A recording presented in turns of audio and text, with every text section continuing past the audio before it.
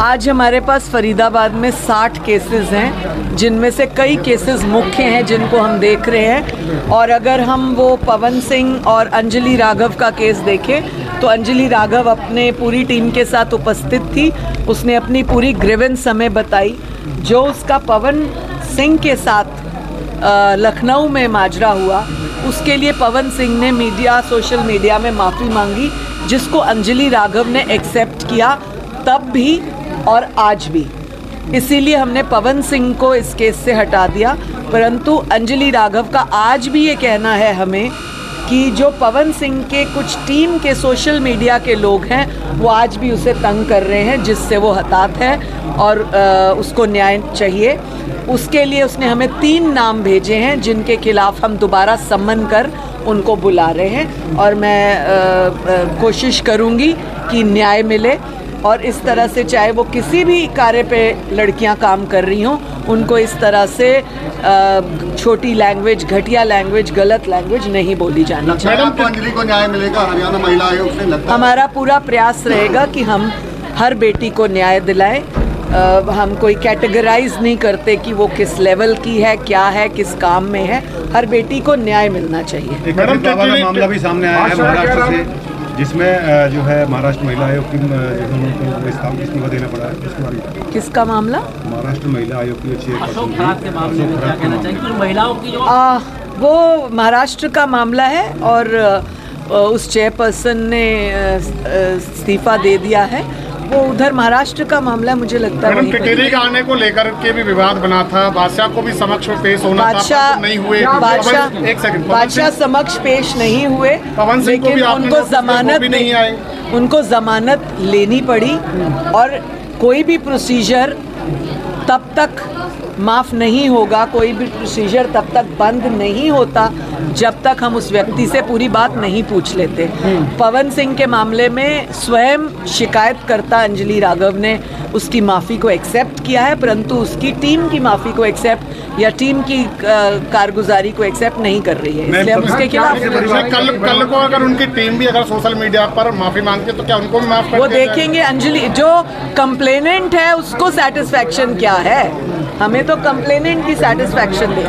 महाराष्ट्र में जो एक कांड हुआ है, इसके अंदर सबसे बड़ी चिंता की बात जो है कि महिलाओं के चेहरे जो है सोशल मीडिया और दूसरे प्लेटफॉर्म पर उजागर किए जा रहे हैं। देखिए, ये महाराष्ट्र का मामला है और वहाँ बहुत तेजी से इसके ऊपर काम हो रहा है। महिला आयोग राष्ट्र की भी नज़र उस पर है।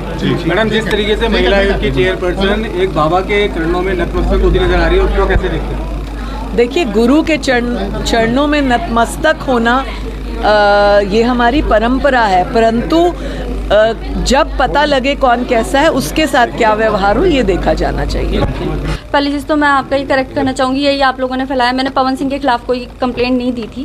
मैंने वो पूरा इंसिडेंट एक्सप्लेन किया था। मैंने शिकायत दी थी, उसमें 2-3 लोग हैं जो गंदे गंदे वीडियोस बना रहे थे मेरे अगेंस्ट, उनके अगेंस्ट शिकायत दी थी। और उनकी टीम ने बनवा, संतोष रेणु यादव और 1-2 लोग और हैं, आकाश वगैरह, जो बहुत ज़्यादा मेरे लिए गलत बोल रहे थे।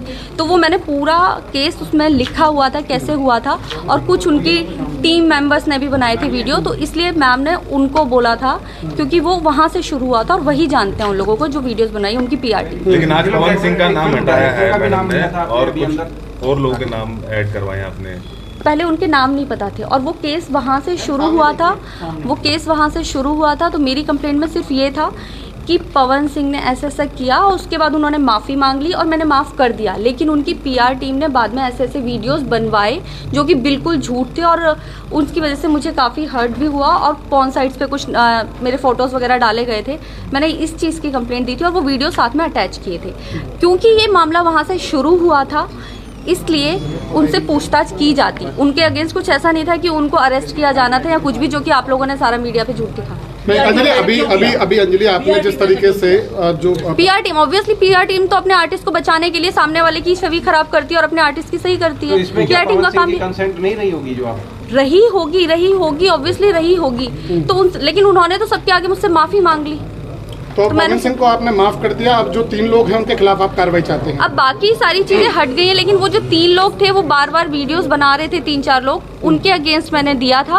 और ऐसा नहीं है कि ये मैंने 6 महीने बाद दिया था, ये मैंने उसी टाइम दिया था, 6 महीने पहले ही, पहले साइबर में दिया हुआ था और पुलिस स्टेशन भी दिया हुआ था, लेकिन अभी तक उस पर कोई कार्रवाई की नहीं गई थी, तब ये मैंने महिला आयोग को पहुंचाया। क्या लगता है मैडम आपके जो पवन सिंह का नाम आप नहीं ले रही, क्योंकि आप खुद कह रही हैं कि हो सकता है कि पवन सिंह की कंसर्ट रही हो क्योंकि उनकी पीआर टीम ऐसा कर रही है? हाँ, पीआर टीम लेकिन हिडन होती है ना, तो उस चीज को हम दिखा नहीं सकते ना।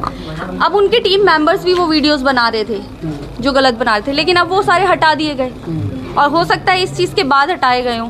नहीं लगता किसके इशारे पे ये सब कुछ हो रहा होगा, ऐसा कुछ नहीं लगता आपको? किसी का तो इशारा होगा। ये पुलिस का काम है ढूंढना कि किसके इशारे पर हो रहा है, ये मेरा काम नहीं है। एक आपने फिल्म डायरेक्टर का भी नाम लिया था शायद, दिवांशु।